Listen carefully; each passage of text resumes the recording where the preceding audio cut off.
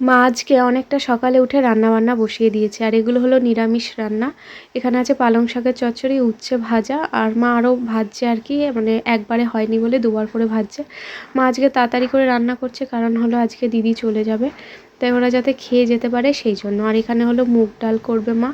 তো মার আজকে মনটা খুব খারাপ, শুধু মার বলে নয়, আমারও খুব মনটা খারাপ। তো দিদি আজকে চলে যাবে, তার চিনি উঠে গেছে সকালে উঠে, এখন চুটকির সাথে খেলা করছে।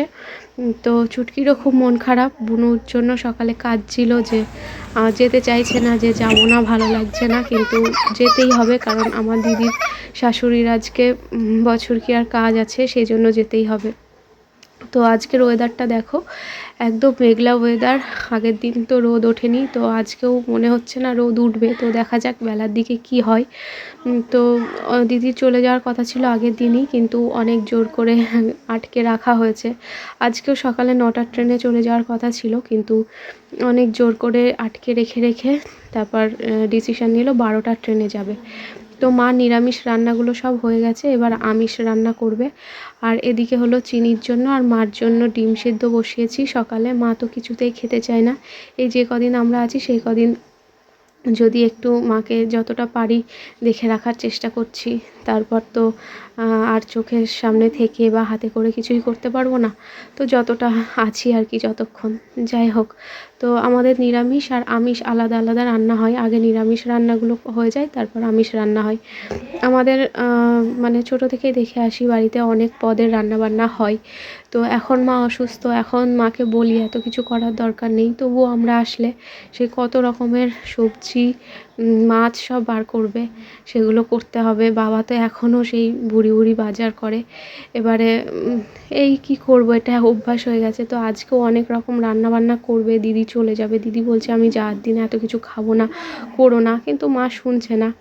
এতদিন দিদি রান্নাবান্না করেছে, কিন্তু আজকে মা বলছে না, তোকে কিছু করতে হবে না, আমিই করছি। যদিও সকালে উঠে বাসি কাজ করে দিয়েছে, মায়ের সব জামা কাপড় ছিল কিছু কেচে দিয়েছে, বাসন মেজে দিয়েছে। আর আমাদের এখানে কাজের লোক পাওয়া খুব দুষ্কর, তো একজনকে খোঁজা হচ্ছে। তো দেখা যাক, সেরকম কাউকে যদি পাওয়া যায় খুব ভালো হয়। মানে পাওয়া যাচ্ছে না আমাদের এদিকটায়, না পাওয়া যায় না এখন, আর কেউ কারো বাড়ি কাজ করতে চায় না। এখানকার সব প্রত্যেকটা বাড়িতে যার যার কাজ সেই করে, কিন্তু আমার মায়ের জন্য একটা কাজের লোকের খুবই দরকার, কিন্তু এখানে পাওয়াটা খুবই দুষ্কর। তাও চেষ্টা চালাচ্ছি, আমি এখানে এসে খোঁজ খবর করেছি অনেকগুলো, কিন্তু সেরকম পাইনি কিছু। একে ওকে বলে রেখেছি যদি একটা পাও তাহলে আমার বাড়ির জন্য যদি একটা দেয়া যায়, দেখা যাক কি হয় আবার।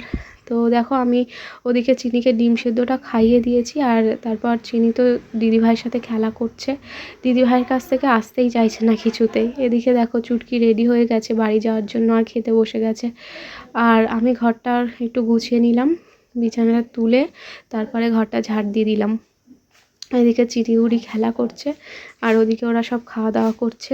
মা সকালে একটু সেদ্ধ ভাত করেছিল, তা দিদি বললো যে একবারেই খেয়ে নেব। তো ওরা ওখানে খাচ্ছে, আর আমি মেয়ের অনেকগুলো জামা কাপড় ছিল সেগুলো কাচলাম, আর এখনই তাড়াহুড়ো করে কেচে নিলাম, কারণ কি দিদিরা থাকতে থাকতে কাজগুলো যদি সেরে নিতে পারি তাহলে চিনিকে ওরা ধরতে পারবে, ততক্ষণে আমি কাজ করতে পারবো। কারণ ওরা যদি চলে যায় তাহলে আমি আর কিছুই করতে পারবো না, কারণ চিনিকে নিয়ে বসে থাকতে হবে। আর আমার মার কাছে ভালোই যায় চিনি এখন, মানে এখন আমার কোল থেকে আমার মায়ের কাছে চলে যায়, কিন্তু মা তো বেশিক্ষণ নিয়ে থাকতে পারে না। আর তারপর ভাইয়ের সাথেও থাকে ভালো, ভাই একটু ওকে নিয়ে ঘুরে বেড়ায়, একটুখানি ছাদে যায়, তারপরে একটুখানি রাস্তার সামনে যাই, তাই ভাইয়ের কাছেও যাই। তো সবার সাথে আস্তে আস্তে পরিচিত হয়ে গেছিলো, সবার কোলে যাচ্ছিলো। এবার এখনই বাড়ি নিয়ে চলে যেতে হবে ওকে। এরকম আসা যাওয়া থাকলে সবাইকেই চিনতে পারে, কিন্তু যেহেতু আমি আসতে পারি না, ধরো বছরে দুবারই আসা হয় আমার। আর তারপর আমার মা অসুস্থ হওয়ার পর থেকে তো মা যেতে পারে না, আর মাকে ছেড়ে ভাইও যেতে পারে না, আর বাবা তো কাজের জন্য যেতেই পারে না। তো সেই জন্য চিনি খুব একটা মামার বাড়ির সার্কেলের খুব একটা কাউকে চেনে না চিনি, কিন্তু এবারে এসে না সবাইকে চিনে গেছিলো, খুব মজা করে কাটালো কদিন। আমাকে অতটা নিতে হয়নি চিনিকে নিয়ে, দিদির কাছে, চুটকির কাছে, মার কাছে, ভাইয়ের কাছে, সবার কাছেই ছিল, আবার বাবার কাছেও থাকে। যাই হোক, তা দেখো জামা কাপড়গুলো সব আমি মেলে দিয়েছি। এখন ঘড়িতে কটা হবে, ওই 11:30 মতন হবে। তো এবার যেহেতু 12টায় ট্রেন ওরা চলে যাবে, তা তাড়াহুড়ো করে কাজগুলো করে নিলাম। এবার চিনিকে নিয়ে বসে থাকবো। আর সেরকম কাজ বলতে এবার চিনিকে স্নান করানো, খাওয়ানো, এর ফাঁকে চিনির ভাতটাও বসিয়ে দিয়েছিলাম। তো ওদিকে চিনির ভাতটা বসিয়ে দিয়েছি, ওদিকে মার কাছে আছে চিনি। আর এদিকে দেখো আমি দিদি বেরোবে তাই দিদিকে একটু হেল্প করলাম, শাড়িটা ধরে দিলাম। ওর খুবই মন খারাপ মেয়ের জন্য, হয়তো কেঁদেই ফেলেছিল। আসলে চিনিকে সবাই ভীষণ ভালোবাসে, তো তাই ওকে ছেড়ে যেতে সবারই কষ্ট হয়। আমার মার তো এখন আমার থেকে বেশি মনে হয় ওর জন্য কষ্ট হবে।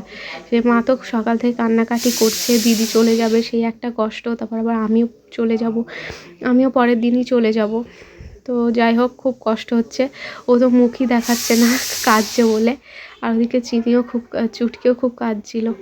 আর তারপরে মা এদিকে মাছের ঝোল করেছিল, ঝাল করেছিল মাছটা। তো এদিকে মাছের ঝোল হয়ে গেছে। ওরা মাছ টাছ খায়নি, ওরা ডিম সেদ্ধ, তারপর আরও নিরামিষ তরকারি যেগুলো হয়েছিল সেগুলো খেয়ে গেছে। আর বাঁধাকপি হবে। আর আমাদের উঠোনটা দেখেছো সাইকেলে ভরাট, কারণ এগুলো হলো সব পড়তে এসছে ভাইয়ের স্টুডেন্টদের। মানে আরও এটা অন্যান্য ব্যাচগুলোতে আরও ভরে যায়। যাই হোক, দিদি অবশেষে চলে যাচ্ছে। মা খুব কাঁদছে, তাই ও বোঝাচ্ছে। মানে এইভাবে আমিও মাকে সামলাচ্ছিলাম, কিন্তু আমি চলে গেলে মাকে কে সামলাবে জানি না।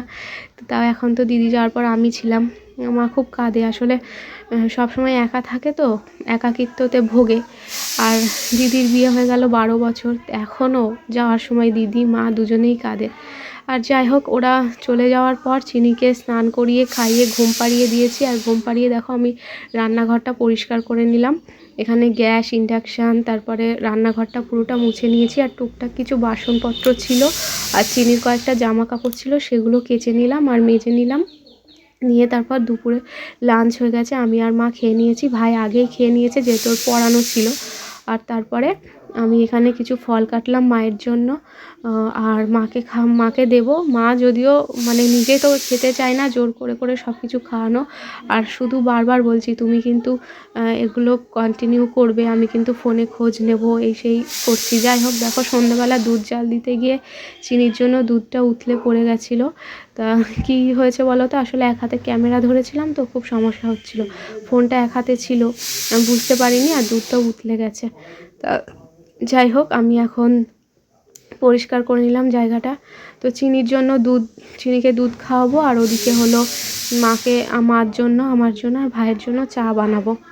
তো আজকে এতটাই মন খারাপ, সকাল থেকে দেখো চোখ মুখের অবস্থা, আমারও খুব কষ্ট হচ্ছিল দিদি চলে যাওয়ার পর থেকে, খুব মার মুখের দিকে তাকাতে পারছিলাম না।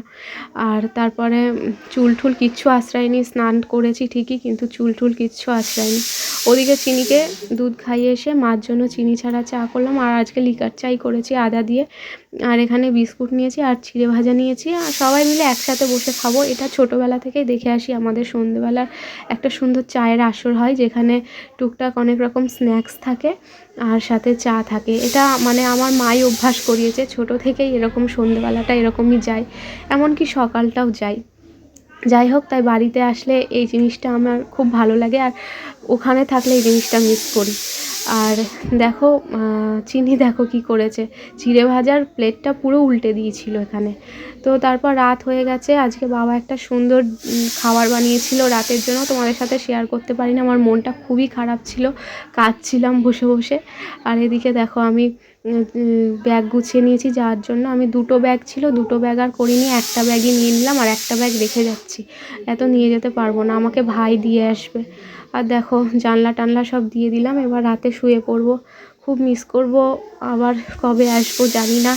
তো খুবই কষ্ট হচ্ছে মনে মনে, আর কি বলবো, এটাই মেয়েদের জীবন, আর ভালো লাগছে না কিছু। ঠিক আছে, চলো আজকের মতো ভিডিওটা এখানেই শেষ করছি, আবার কালকে সকালে উঠে আবার বেরিয়ে যাব। তো মনটা খুবই খারাপ। ভিডিওটা এখানেই শেষ করছি। ভিডিওটা ভালো লাগলে লাইক কমেন্ট শেয়ার করো, আর আবার একটা নতুন ব্লগে দেখা হবে। তো সবাই ভালো থেকো, সুস্থ থেকো, সাবধানে থেকো।